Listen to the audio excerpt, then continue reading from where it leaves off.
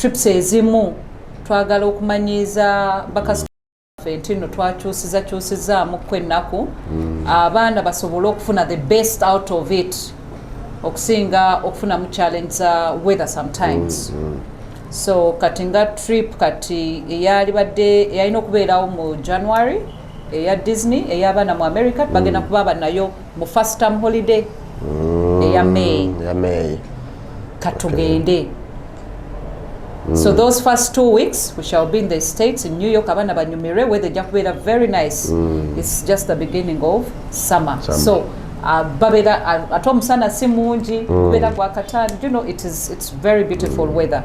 So tuli kukyusamuko. Okay. Yes, so that will be our first trip this year, which we are putting all together. Tuli kumaliriza byonna enteekateeka tugenda mu May. Okay. Neera mu May omwo mwennyini bwe tutandikira tuyina group eya Mothers Union and Fathers Union abagenda ogenda Israel neera nabo nga ba mothers and fathers neera twali tubagamba abaagala bakadde baabwe bajjajja abali Mothers and Fathers Union members, please, it has a very good offer. Mubeere nga mweteekateeka okugenda. Nze sesanga bate the great extra digest mugoba nsonga bwe tutwe tutambula yonna gy'osinziira okwekkaanya ebigambo nga tukubuulira ebyobulamu ebyenjigiriza ensonga ezaffe nga abantu ensonga ezikwata ku mirimu gyaffe gye tubeera ate n'okutambula ensonga ez'ebyentambula n'obulambuzi bingi wonna we tukwata ne tukuleetera ebyo bye tukkiriza nti nno oba obyetaaga ebimu oba obimanyi naye bagamba nti emboozi teba nkadde n'olwekyo tutambula mpola mpola. Here we go. Tuli ne Madam Paula Nahamya. Wetwogera ku Paula Nahamya Africa One gye tubeerako tutambulira mu nsonga ez'okutambula naye nga tulambuza abantu mu bintu mu bifo eby'enjawulo mu nsi ez'enjawulo. Lwe twasemba okuba ne Madam Paula twayogera ebintu bingi naye waaliwo paati eyasinga okuba wenya amaanyi n'obuvumu tujja kubanga tugikwatako n'ebimu ku bibuuzo bye mwalina n'ensonga endala nnyingi ze tujja okuwaya olwaleero paka gye tunaakomekerera inshallah. Paula, how are you? I'm okay. How are you? How is that going? Omanyi bwenzija eno nsookerako mu luzungu olutonotono olwa umeya ne tukompactinga ne tusimbula embalaasi bitambula bitya? Tuli bulungi, we are fine. Happy New Year. Happy New Year too. Nela tukyali mu Happy New Year. The first quarter. First quarter. Tubeera mu Happy New Year. Myezi emeka? Esatu ena? Esatu. Myezi esatu. Banga balala twakava mu holiday. Mwe? Nga mulwayo? Nedda. I'm entitled. Aye. Yes. But planned kids. Planned bosses. Planned bosses. And ova mu kid no fuka boss. Naye wano wetwelanga wetwadogera kuba planning parents. Christmas eggwaleero enkya ne bavaayo. New Year. Bajirya holiday bagivaamu dda. How's Africa One? Africa One is fine. It's fine. Africa One is here to give you the best. We are moving. Yes, we are moving. That's grateful. Twasemba okubeera wano ebigambo byonna bye twayogera abantu baalinamu kya Israel. Israel emirimu gize. But still era bangi bakyalinamu emitwe gyabwe bagijjuza okutya kati okutya kufuluma nti naye abasajja ubeera nnyo mu ntalo obuyina ebyobufuzi bingi. But I know you must be having some people are coming to you direct about that issue. Baagala kutambula genda kunoonya ku ssente naye nga twabagamba nti naye bambi Paula tajja kubatwala era bw'ogendayo obeera weekulidde embazzi kugulu. Okay. Bana abatuwuliriza ab'emikwano, Happy New Year and how are you? Africa One, myself, we wish you all the best of the new year and God bless you in whatever your plans are. Katonda bateeremu obwangu. Amina. Kakati mukwano bate ombuuzizza about our last discussion we twali twogera ku nsonga ya abagala ogenda Israel okunonya green pasture, and which permission was in the open, that the permission is there for the companies, for labor companies, the people want to export labor, that Israel has opened up doors and it has accepted to work along, and Uganda is one of the countries that can also do that. Yes, it is true, and I think processes and procedures, when biberamu procedures, ebintu bino nga bitegeeza muberamu protocol, bintu bya diplomacy nnyo ebitandikibwako, and I think at the right time the embassy or the country consul, I think will be in position to discuss it deeper. Nevertheless, of course, ekintu ekibeeramu ekyenfuna kyonna, it all excites us kubanga bitubeezaawo, ate neera kiwa essanyu okulaba nti n'abantu baagala okukola ki okukola kizaamu nnyo amaanyi okusinga omuntu agenza okukola mu bukyamu.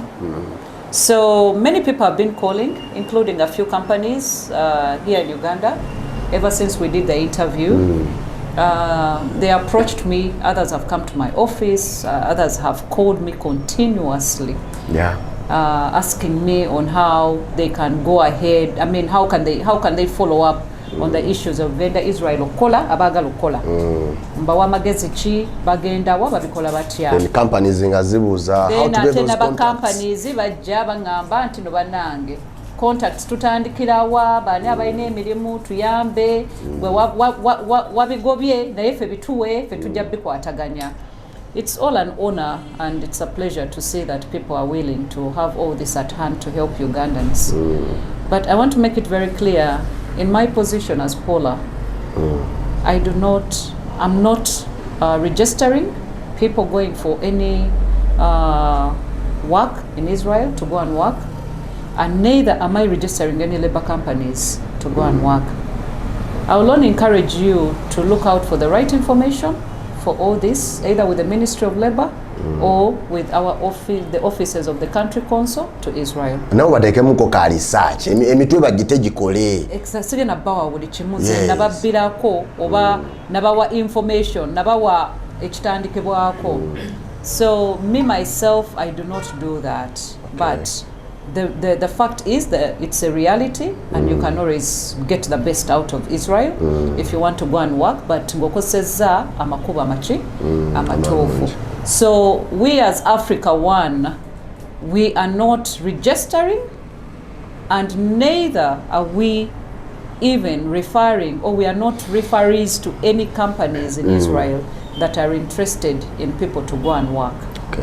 So I would really encourage the people who are interested to look in the right places. Nao bagende banonyerezeko oba bagende ku Ministry of Labor babuze bulungi babategeze, or we have our country consul here bayinza ogenda baja guiding maybe companies ezinabaziwandisidwa babakakasiza mbasaba bannange temugenda nga mugwira nawuli omu anabalimba, get to the right information musobola okugenda banga ekintu ngekyo wekijja omanya nti ne bannannyini nsi bagenda kubaamu awo nga banoonyeza amangu. Of course buli omu n'abamanyi okuyiiya ezaabwe ez'amangu abagala okukwata abali abatamanyi nabo, so mugumiikirizeeko mufune ekintu ekituufu.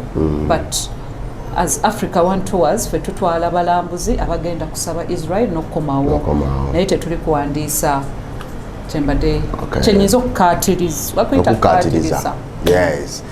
Yes okukatiriza okwo olwaleero njagala tutunulire ebintu bibiri ebinaatutwala gye twagala okutambula n'omulabi waffe ono afunemu.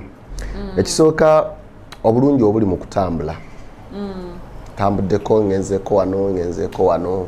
Ekyokubiri era tujja kutunulira opportunities eziri mu kutambula, watusobola kukozesa tutya okutambula kulwaffe ng'abantu, backgrounds zaffe n'ensi yaffe kati twogera ku Uganda, kubanga tutunulira ebiseera ebisinga nti tusinga kulaba abaserebu be batambula eri kamera nezimubaako. Nze kati wengenda wano yonna gye ngenze teri n'amanya nti wendi, naye baserebu baffe wagenda agenda ne ka flag ke nti Uganda afudde Uganda, naye era naye ogenda okusanga nga weyagenza okuyimba yayimbye nadda nga teri n'amanya nti nno saabayimbi yabadde Canada. So awo tugenda okusinga okutambulira ennyo olwaleero ne tutandike nekyasoose okutambula nze kinyamba coach abantu bangi omuntu omusanga myaka 7 alina sente tamanyina waziteeka naye nga akyalwanagana okufuna ka visa oba ka South Africa oba wa family ye n'omulaba naga kati byange byawedde naye kati abaana nkoze ntya and something of that kind. Okay, it's quite an interesting question, I would say, about travel.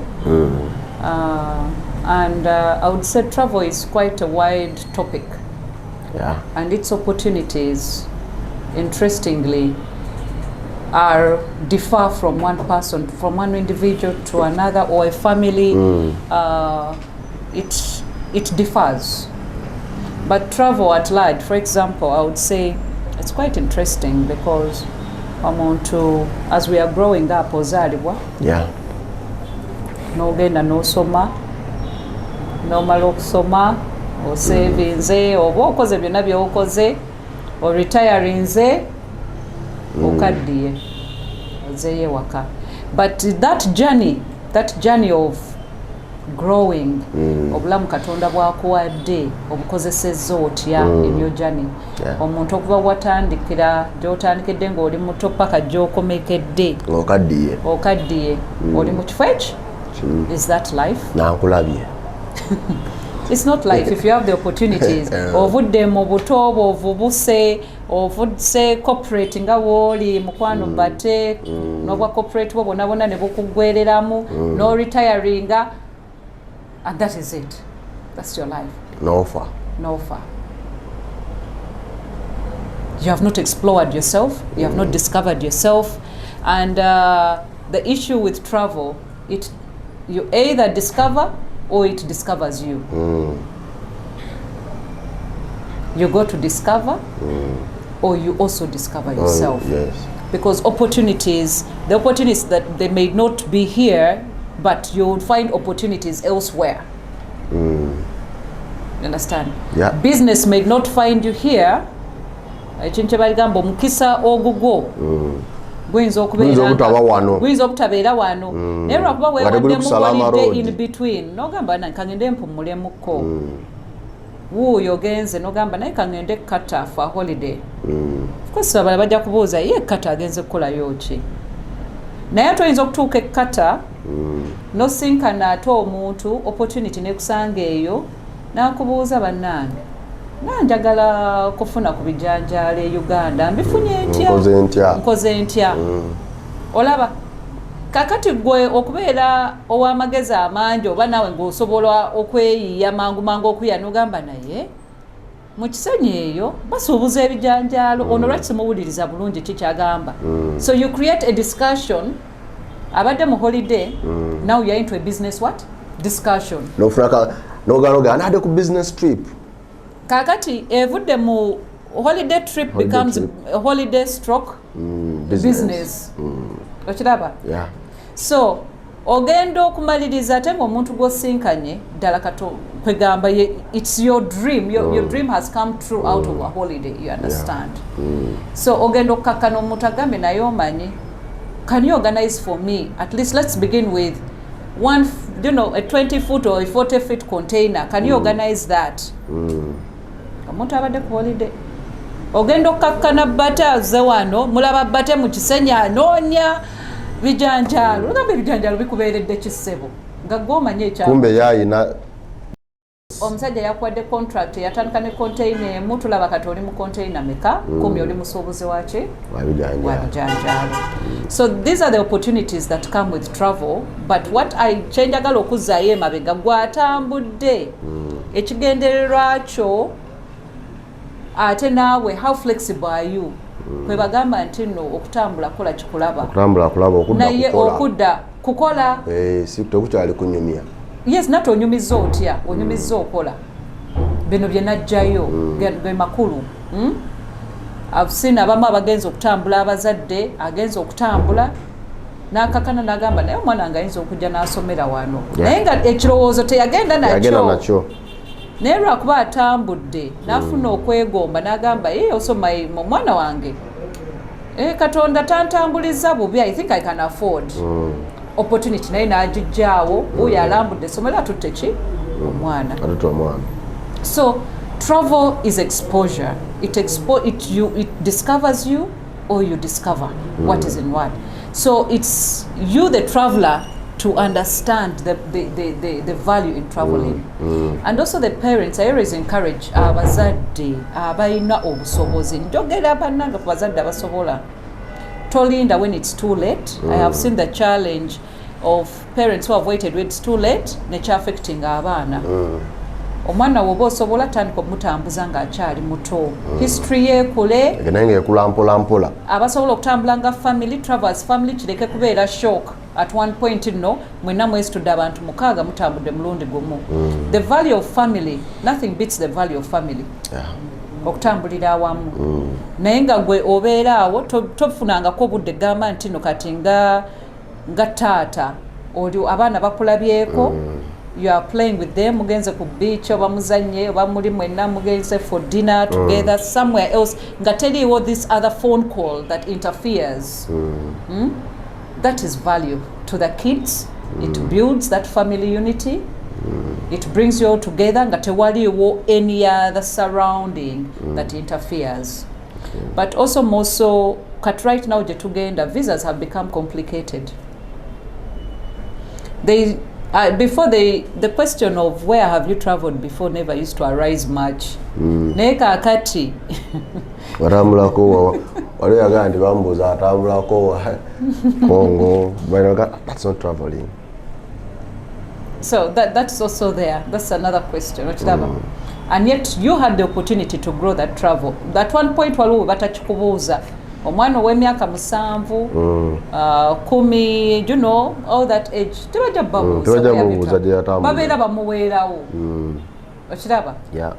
So agenda okutuuka eno mu 18 20 and all that nga katabo k'omwana yalaba dda. It's no longer a question. You have simplified obulamu bw'omwana gye bujja.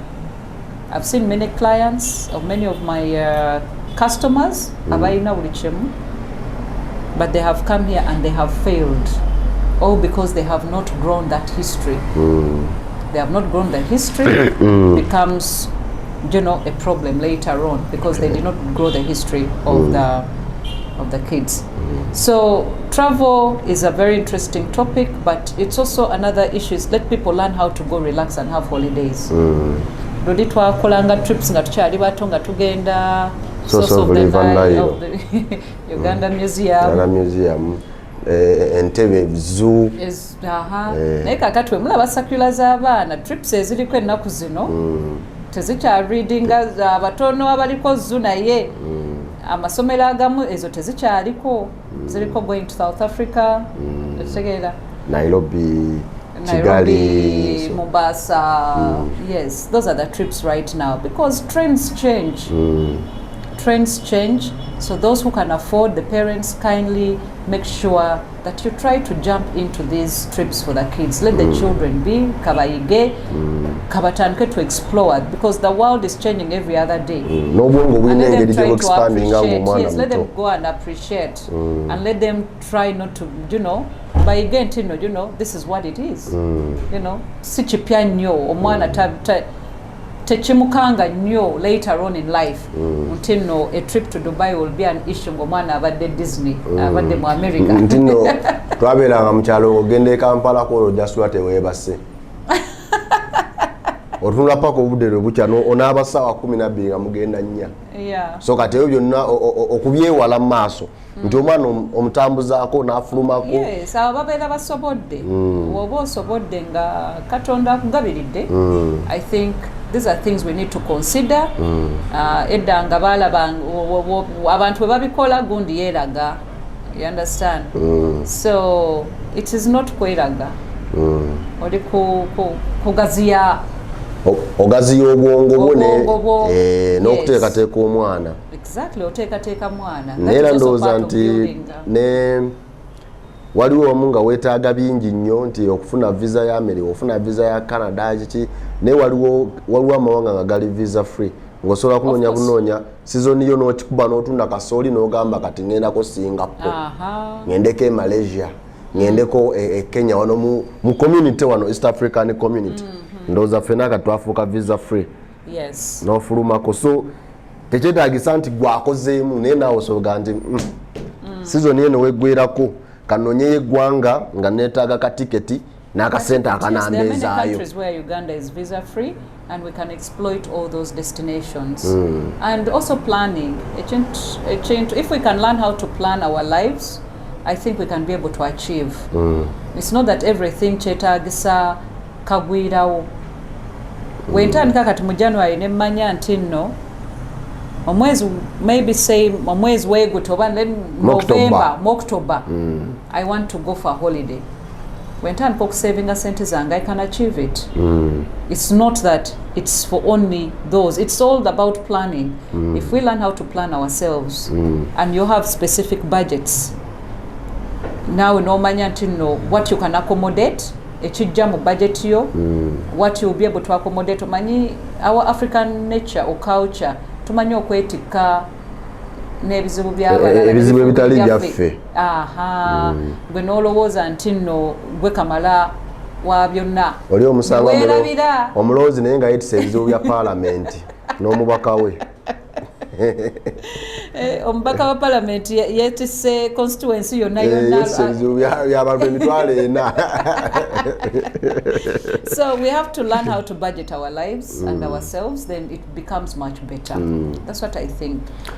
Tusobola kukozesa tutya okutambula kuno kale ne tufunayo other opportunities nekirema koma kuffe ne ntulwana engeri tusobola okucha expanding mu families ne societies netubeera. Okay, now like I said earlier, expanding opportunities through travel, it's going to differ from one person to another. Nga onera wetulaba wano ntino ojja kubeera wano ng'olyabawo opportunities nyingi z'obeera osobodde okukola ki okukwataganya.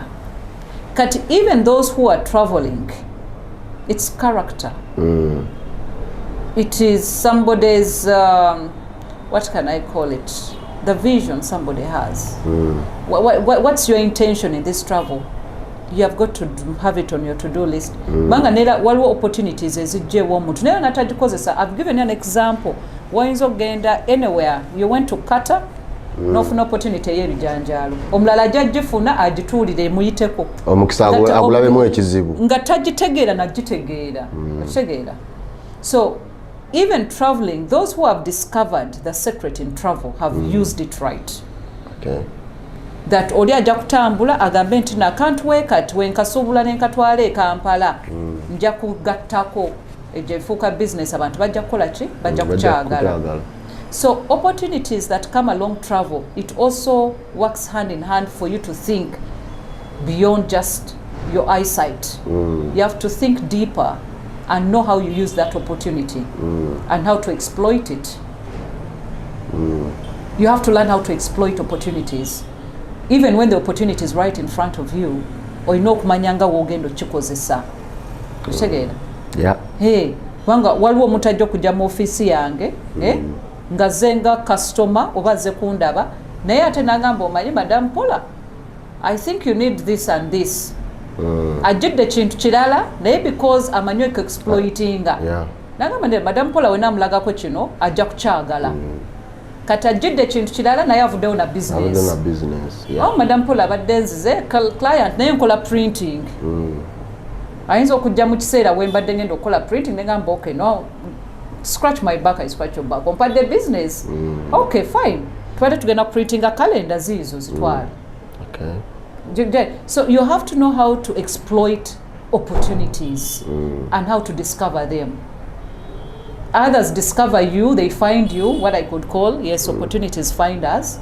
But you have to be very smart and fast enough to know that such opportunities omukisa ogujja ngukwata ntya ogukwata otya era ngufunamu ntya okufunamu otya. And there is never coincidence of things. So also when it comes to travel and opportunities, I always say it is not, it comes to also to the right person. Banji batambudde naye nera bakomanga webagenzi. Kitegeera? Ate banji bali wano ne basinga n'abatambudde. Why? they know how to use opportunities or to explore opportunities. So that's what I can say about travel. But tunulira tufuluma twade twogera waneno nga tetunatandika. In fact nali nsomako n'ebyafaayo bya Uganda nga mu Asia wakyali amawanga. Nino omuntu yanyumiza nti agenda mu ggwanga mmere ya Asia bebagamba nva Uganda Uganda kozi Idi Amin gyakulembera naye wano mu 2014 naye nga bo bamanyi nti Idi Amin yakyali president. So ekyo nno kyampa okulowooza nti oba olumu bwe tutambula ne tugenda ebweru eyo ensi yaffe tugikotogera omuntu n'atamanya nti Uganda gyeri. Waliwo amawanga leero gy'ogenda olw'okuba baawulirako ku Mandela nga bagamba ova mu South Africa ti no eri bagiyita East Africa Uganda gyeri nti bye biki ebyo. So tusobola kukozesa tutya kuba kati omulembe gukyuse. Tusobola kukozesa tutya omulembe oguliwo n'amagezi ge tufunye okwongera okutunda ka Uganda kaffe. Okay, that's very interesting as well, because you are the first market of yourself. In anything, you are the first market. How you present yourself and the person getting to know you is you, the person. Like for us, when we travel, we are the first market of Uganda. I think there's a time also we twatambula nera tutambudde mu bingi, but I'll give an example of the children. When tambudde ku trips z'abaana, I'll give credit where discipline, when it comes to discipline and children from Uganda, I think they have really showed out there a very great image that our children are well disciplined. They are listeners. Everywhere we have traveled with the children, the first attraction is like, wow, where are these children from? They are so disciplined, they are so calm, they are listening. Because babera batulaba, balaba. Uganda. Oh, where is Uganda? So the questions now, you become the first marketeer. Yeah. Nenge kisoso musikiriza kino ekyabaana okubeera olw'empisa n'alyoka atandika okumanya. We tubeera mu hotel eyabuuzizza jjo where are you from akomawo alina information nga woogambye nti no, I read about Uganda, it's quite a beautiful country, you have 2 seasons, you have this. Ogenda okulaba picking interest, are you an agent, can I take your card? So what you attract somebody also to know. So how we present ourselves out there for our travelers is very important, because it sells your own where you're coming from. It sells. Okay.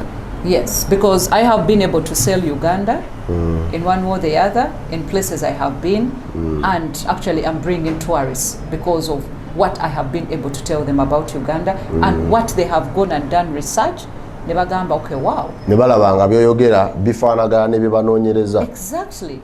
Because the audience you give the person and how you present yourself attracts the person to get to know about it.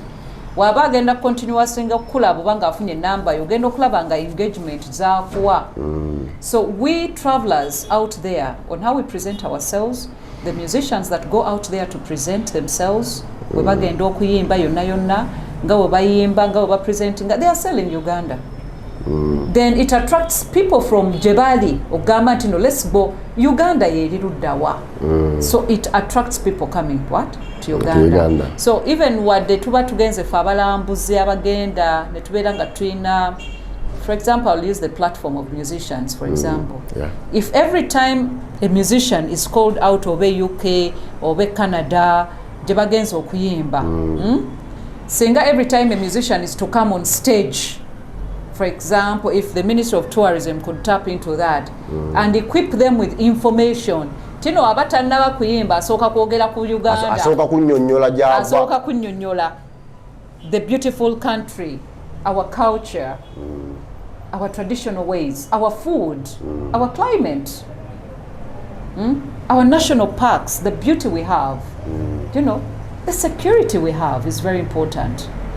So because if that can be done and invested into, you know, there should be, it's kind of a budget.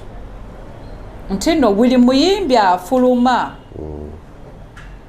Kale bamuwayo kye bamuwa just ku marketinga Uganda kale bakiteeke ku budget. Oba olina waba talina information ne wabeerawo desk. Nga bamuyikwipinga ate 5 days before kufuluma jangu tutuule. Abayimbi baveeko bakwata ayinza n'ogenda n'akikubamu oluyimba n'akikuba mangu mangu. Nawe wali ka freestyle wali. Ka freestyle mangu mangu naye nga mu ekyo he's selling Uganda.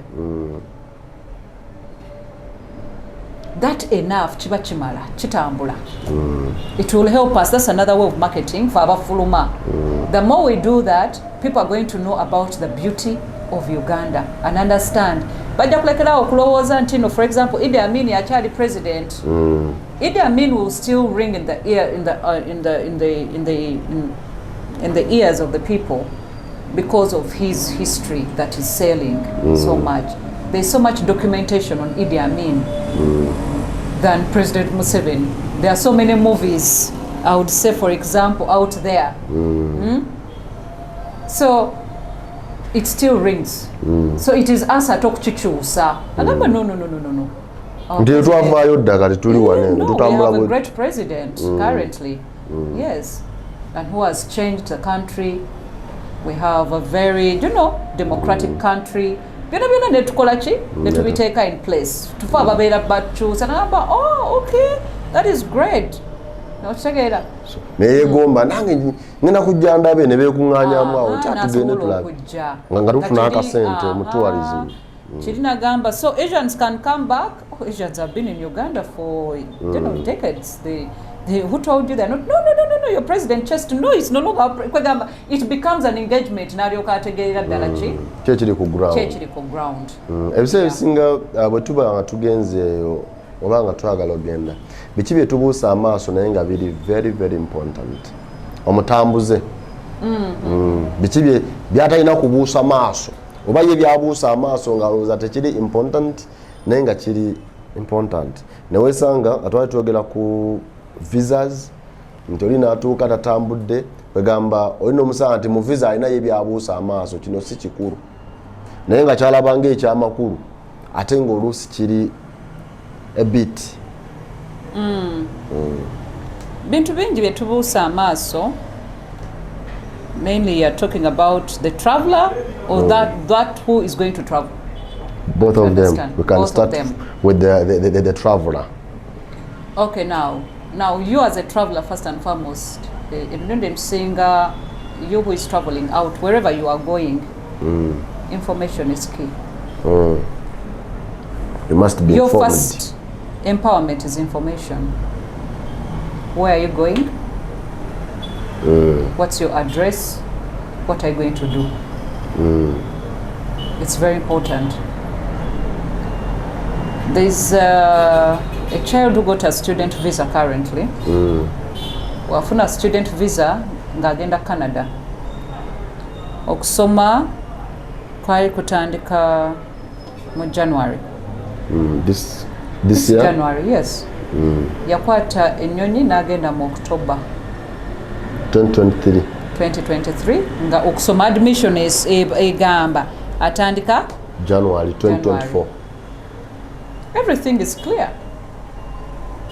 But because I think before there was a discussion ojja kujja mangu omanyire tuyinza okufunirayo akalimo ndowooza abaali bamukoze ki abagenda omurecevinga watuuka ku immigration nga bamubuuza but school starts in January, why are you here now?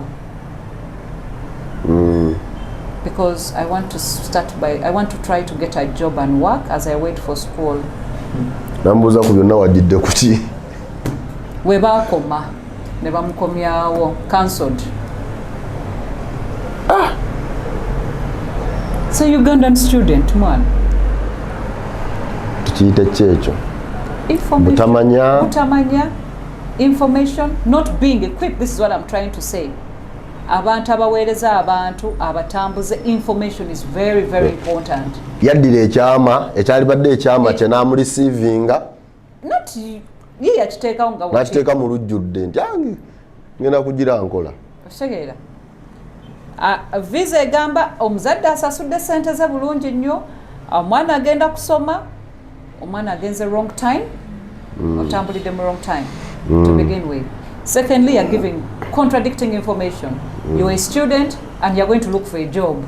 So ku byonna ogwawa nebuuza kati tutwala kikino tutwala mu pakasi tutwala mu somo bamukomyawo bambi because of wrong information. You don't know what you're going to do. You are not allowed to work as a student. Yalikomye kugamba yes, I'm coming earlier to get used to the environment, to get used to the environment. Go visit the school where I'm going to go to understand my routing. Ebintu byangu byalina okwogera. Because you are allowed to come early and make yourself comfortable in a country that is new to you. The climate. Ngene okutandika okusoma nga I'm comfortable with the climate, with the new environment. So information and how to answer questions is very important. Naiganda bambuuza kino alanda ate jjajja mu kyalo yatuuze kasooli nampeeza tiketi bamubuuza naye ng'abuuza. Get to the point. Yeah. Bambuuza a very simple question. Your school begins in January. Why are you here in October? Very simple question, straightforward. And they have asked you, school starts in October. Why are you here? Ate agamba agenda kunoonya kalimu bamutekka butisse nga bamukomyawo amusindika addayo noonye visa z'abapakasi abanoonya ssente omuzadde adda wano otuyambye otya.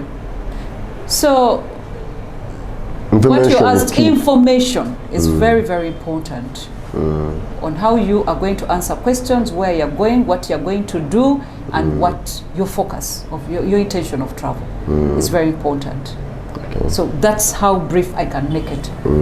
The key word or the magic word is be equipped with information and be smart with answering your questions. From the immigration point, over yona gyogenda.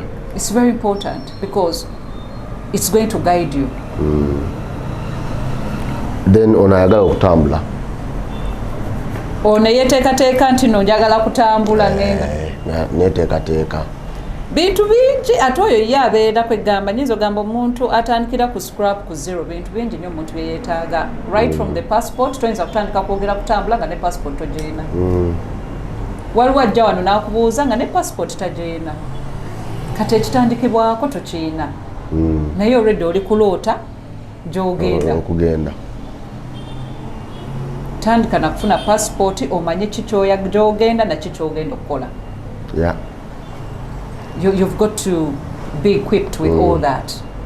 Then ne gy'ogenda omanyi kyogenda okukolayo omanyi gy'ogenda nedda kojja azaala maama oba waki yaŋŋambye wentuuka we naagenda ebisigadde biwedde ekyalo jja binkolerako yaŋŋambye bugambize nfune visa. So such people sometimes are misplaced. Beoba osanga be bakomyawo, beoba osanga tamanyi na wakudda, they are stranded, waba ayiseewo ku immigration points, ali stranded bosanga bebaka ku street, tamanyi na kyakukola, neyesanga nga n'ekigendererwa takifunye oluusi oba nga atuuse kubonaabonera kuki ku mawanga. So omuntu yatandika, there is so much a discussion to help this person on how to travel. Ate balina okumanya there are so many principles that come along with travels and visas. The key issue I would say about also visas, omanyi waliwo n'okufuna visa mu katabo but it's not a guarantee. Gwa tegunaggwa bamaze okuntera ali mu katabo mba nakudda waka kwebaka kumanya ngenda bweru. Did you know a visa can be revoked or cancelled ng'okyagirina? Nga sinatambula omaze amaanyi nze ali eyo nina visa yange mbulayo weeks nga 2 bayinza okuweereza ki email nekigamba why visa has been revoked. Many reasons can cause, but you have to know the definitions of the different words ebbaluwa ezo ng'ozifunye. There are chances to explain yourself, and I've seen some people who have not got this information and they have not been able to help themselves on time. Sometimes they give you a chance to explain yourself before they totally cancel when they have just revoked it. In 24 hours. Bayinza okuwa 2 weeks, bayinza okuwa 30 days, bayinza okuwa ne 90 days. Wennyonnyoleko bye babeera bazzeemu okutunulamu ebitali birungi. Nga tebannaba kusalirawo ddala nti nno visa yo bagikansolinze. But there are other situations where visas are recalled, they are revoked, they are cancelled. But a visa that is revoked can be reinstated. Yes. Ejo aba cancellinze totally ekyo kiba kiwedde. Awo tebakuwa na chance. It's cancelled, that's it. Toyina chance. Babeera bakwetoolodde bye baagala byonna, they find reason why you cannot travel, and that is it. You cannot proceed. What would going wrong okufuna issues zino? Omuntu kyasobola okukola kino osobola okyewala kino kisobola okuviiramu emineeno. Okay, now number one, I would tell, let's avoid forgery. Documentation, forgery, mbi nnyo. That means your journey ogitandikidde mu kulimba. Kati weba kugwamu ng'olimbye, then oba weeyonoonedde, you are blacklisted. Obeera weeyonoonedde. So forgery of documents or presenting documents that are wrong is number one problem. Ekyo kigira nnyo. Kitawaanya nnyo abantu. Okweyita kikyotali. Nakyo I've met somebody yeeyita bank manager ku branch n'afuna n'amabaluwa gonna nga neyo bank tebamumanyi nayo. Yakirira wansi. Oba yafuna abimukolerako omwo munda. Babimukolerako nga bamukolerako naga bino tebabifaako. Genda kyawedde. Bagenda kuwandiikira confirminga mu bank. Nti omuntu wamuwono kino. Yali mufere. Afere. Kakati ebintu ng'ebyo. Yeah. So those are a few things abantu bye bagenze nga bakola ki. Ebyo bye tugamba abantu. Byonna oyinza okwagala okweyiiya, but avoid using fake documentation. It will catch up with you. Banga n'oluusi akuyambye okuteeramu ebipapula. Enkya taliiwo ate ogenda kubyerabira. Nga tojajukira naye wakuwandiikira. Tosobola na kubigatta ne bye yateekamu tokyabijjukira. Luli yakuteeramu bate ye bbaawe, luli yakuteereddemu Idris ate ye bbaawo, olala ataddemu Solomon ye bbaawe. Ogendayo ngo bagamba nze bbaawe bamuyita Kaweesa. Mulimu ate bate bataddemu. Kubanga ebintu byakweyiiya. If you are single, say you are single. If you are married, manya oyo. If begamba sigala ku point. Manya ebintu information. It all rotates around the information that you are giving and you are displaying all the time. So ebintu ebiviirako oyo katemba abeera mungi, but nera asinga ku rotatingira wano ku paperwork. Paperwork awo. Twewala okuyiiya paperwork. Sigala mu kiti kyo nga ki? Nga wooli. Nga wooli. Yes, nga wooli. I'll use so many examples. As there's a gentleman who came here. Sajja tayimiridde bubi. Naye makanika. Y'omulimu gwe gwamanyi.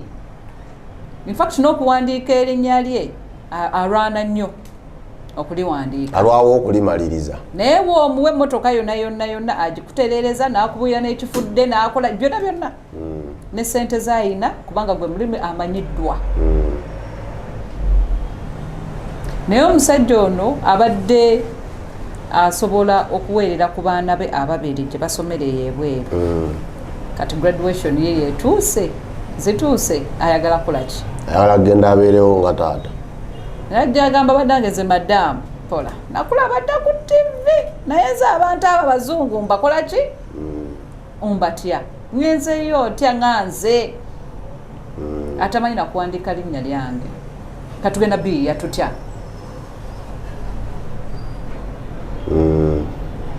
ne mugamba sebo ogenda kusigala mu kiti kyo nga makanika nga wooli neera kyoli ekyo saagala weekyuseemu wadde n'omulundu neguma okweyita kyotali genda nga wooli neera wonootuuka wali eri nga tumaze okukola wana application yonna gwe kyogenda okusooka obbagamba bannange nze sirina kigambo kya luzungu naye kino kyemmanyi nze njagala muganda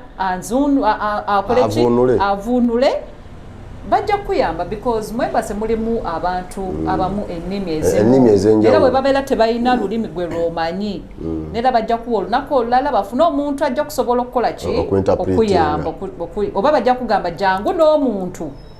They might give you options to allow you to come with somebody who will be able to interpret for you.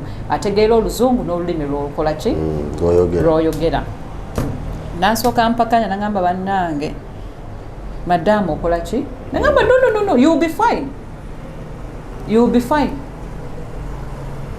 I want you to go genda okozese amazima. Good enough, his bank account was good, ebintu byonna bitambula bulungi, sente ze neera nga waagira aziteekayo, he does so well. Ne contracts ezimu eza government azikwata, alina byonna sente ziyitako buli kimu atambuza bulungi. Omusajja munange ennaku zaatuuka nga he goes to what? For the appointment. Naye yeerabira musajja wattu essaawa ezaatuuka ng'agenda ku appointment oba yali yakakanika n'emmotoka oba yakola ki yalaba eddakiika zisigaddeyo ng'eddakiika 3 nga we yali obwamakanika bwe n'agenda yakwata booda ng'adduka na bipapula bye ng'agenda ng'atuuka embase munnange na appointment ye ng'ayingira nga we twamugamba neera kye yagoberera like we cancelled him, we talked to him n'abagamba bannange nze nga we mundaba wendi simanyi kigambo wadde n'ekyo ekya luzungu naye ngenda ate ngenda ku graduation ya mwana wange kati ne bamufunira omuntu agenda okumufunira mu Luganda bulungi nyo nate n'avaayo ne visa n'obwamakanika bwe nga tamanyi nakuwandiika linnya. But what made him get what he wanted? Yatambulira mazima. Butefuula kyatali. Yatambulira mazima ate yajja ewantu we twamuyambira mu kiti kye ate neera n'agenda n'asigala nga waali. N'okugenda ekifaananyi yatwala kye nyini. N'asooka abakayanya n'obakayanya passport yange musigaza yaki. Ojja gifuna omukulu nabi oyiro bya mungalo byonna yagenda nabyo dareba plaza musigaza mupe passport yange nti amukulu ye yali amanyi we kiggwa na passport akola ki avaayo nayo afuluma nayo yatuukira wano nagamba wayi ate passport bakoze ki ate bagisigaza nze bampadde bino bipapula kati nze nkola ntya ekiddako koze nedda bwe banaba bamaze obikolako byonna bajja kutegeeza ogenda ofune passport yo. Okay. Nero omusajja yatambula n'agenda n'akomawo naye mu garage okuva we yagenda kati ndowooza omwaka gukoze eki guweze naye yemboozi mu garage olw'Amerika yagenda mu America.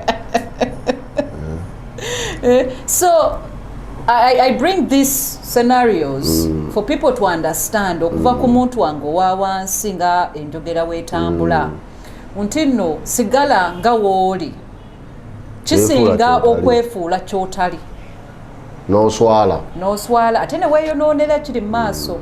So for me I only bring out these scenarios sometimes that you need to appreciate who you are than becoming what you are not.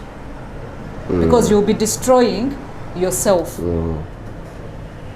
Oba no yali yeti alowooza nti no yete kisoboka oba yeetaaga kino baki nze simanyi kuwandiika biki n'ayogera ntya n'abo abasajja jangu nga wooli naye tambuliza ebintu byo mu mazima kubanga si gwasoose tutambula n'abantu ab'ensi ennyingi nnyo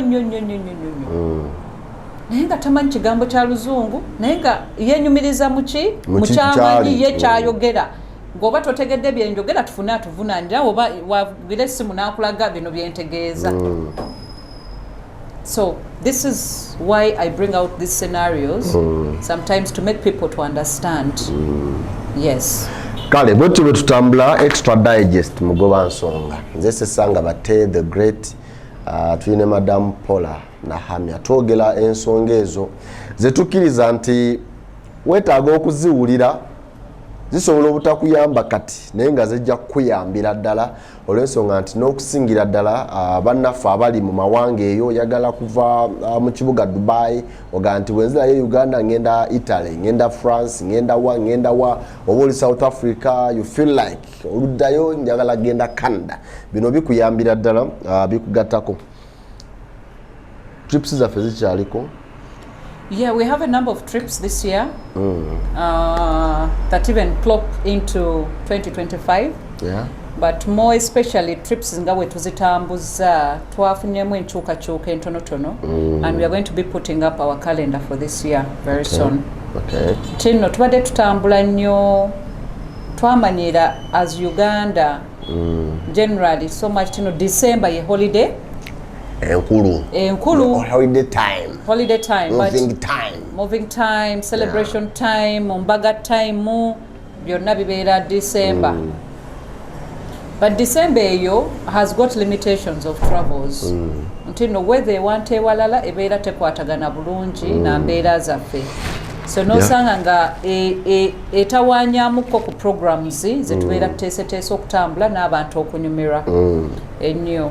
Katoyinamu enkyukakyuka nti nno kati trips ezimu twagala okumanyiza bakasitaffe nti nno twakyusizaamu kwennaku abaana basobole okufuna the best out of it okusinga okufunamu challenge za weather sometimes. So kati nga trip kati eyalina okubeerawo mu January eya Disney ey'abaana mu America bagenda kuba nayo mu first term holiday eya May. Katugende. So those first 2 weeks we shall be in the States in New York abana banyumire where the jakubeera very nice. It's just the beginning of summer. So babera atomusana si mungi kubeera gwa katani, you know, it's very beautiful weather. So tuli kukyusamuko. Okay. Yes, so that will be our first trip this year which we are putting all together. Tuli kumaliriza byonna enteekateeka tugenda mu May. Okay. Neera mu May omwo mwennyini mwe tutandikira tulina group eya Mothers Union and Fathers Union abagenda ogenda Israel neera nabo nga ba mothers and fathers neera twali tubagamba abaagala bakadde baabwe bajjajja abali Mothers and Fathers Union members please, it has a very good offer mubeere nga mweteekateeka okugenda. Okay. Yes. Then mu July tulina mu trip eyaba corporate abagenda okutambula neera nabo bagenda ku cruise. They'll be going to the US also. That will be in July nabo. That's a trip naye that is already like fully registered and booked kubanga the process of visas, I do not expect anyone to call me on this trip okujja nga nkubira ku ya next year. Corporates abagala ogenda ku cruise nga ya next year ya corporate to omwaka guno mu ngeri nyangu 2025 or 2026 you can come and register. Naye ebyo omwaka guno temujja n'oba corporate ki okujja nga alina visa ye. If you have a visa ng'onoonya ku joining a group nawe oyagala genda kulambula you are welcome. But if you do not have a visa tojja linda 2025 oba 2026 wajja okujja.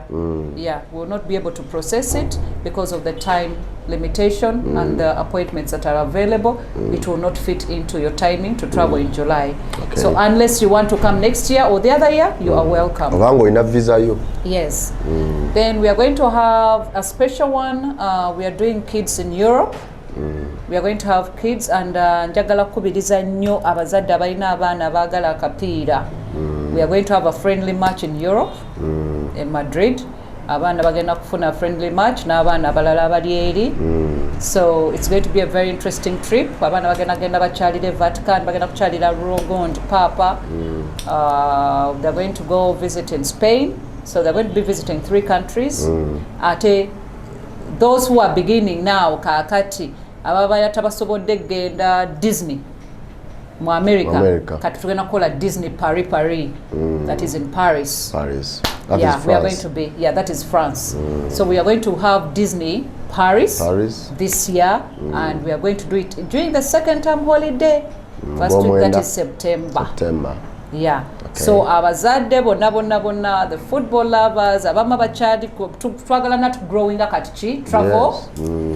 Our travel history and our travel, so you don't have to worry so much if you think other visas might have been so complicated. This is an opportunity. Let us begin with Europe. Abana bagenda kubeera nga basobola ogenda to 3 countries at the same time. It's a 3-in-1, and they're going to be also having a chance to visit Disney World.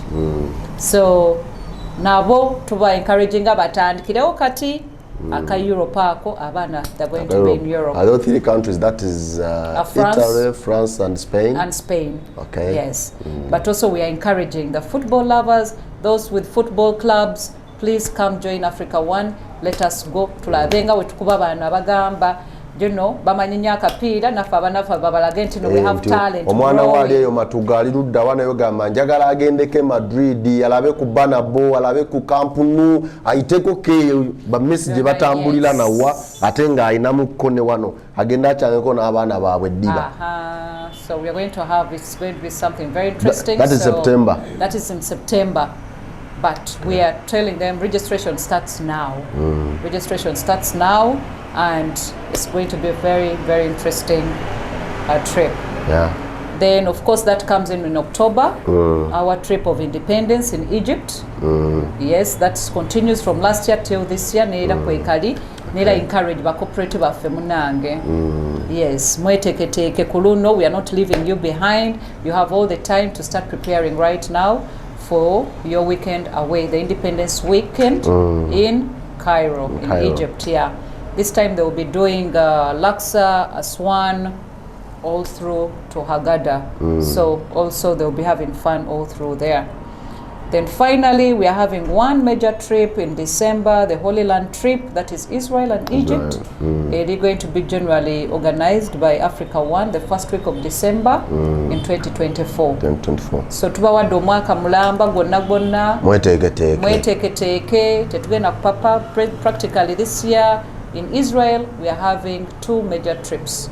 That is in May and in December. So we are giving them enough space, though we are going to have also the special tailored one in August. That is going to, it's very, very special. So that we are going to, which I'll be talking about it more later, but I'll call it, it's going to be the CEOs in Israel. So it's a special trip. It's a special request from quite a number of people, that what I would call the special ones who have requested to go and have their trip in August.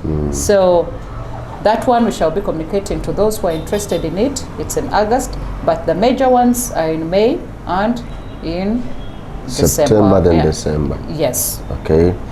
Manyi nti kwezo waliwo mikwano gyaffe nga muli South Africa, muli mawanga gonna, muli mu Bawarabu, naye nga oyineyo eno omwana wo oyinayo maama wo, you feel like wali badde opakasa noyakamu omwana yekamupakasiza agendeke Spain, agendeke Italy, agendeko Israel, wa maama wangu obaani.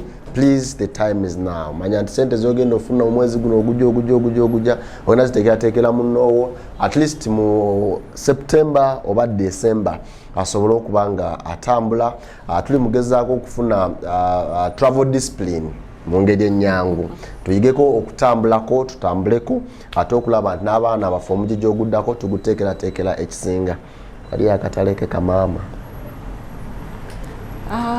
okujjako okwebaza abalabe baffe, bakasitoma baffe abalungi abatuwagira, abatulowoozaako, n'abakyateekateeka okutulowoozaako. I want to thank you very much. We are here because of you. We are here to grow together, and we are here to make a difference here. But more so, as Africa One, we are here to help you okubalabulamu mwebyo oluusi embeera byemutategedde bulungi. So as Africa One, we are here to guide you, we are here to counsel, you know, to give you all the counsel and the guidance when it comes to travel. What you don't understand well, as Africa One, we handle that for you. We are able to guide you nga tuna kugwa mu nsobi gy'ojja kwejjusa later on. Oba n'ekirala bannange n'abalabe baffe oba mikwano gyaffe abali eyo mulekerawo tuleetera ebifudde ebyonoonese bannange temundeetera byonoonese ate nze nziremu kubigattagatta. I will not be able to do that. Omufuta alamuka. Yes, so mugezeeko okwetegereza nnyo nga tonnaba kwonoona nnyo. Please consult. Consult and consult than coming when you have already made a mistake. You understand? We are better off giving you information before you make a mistake.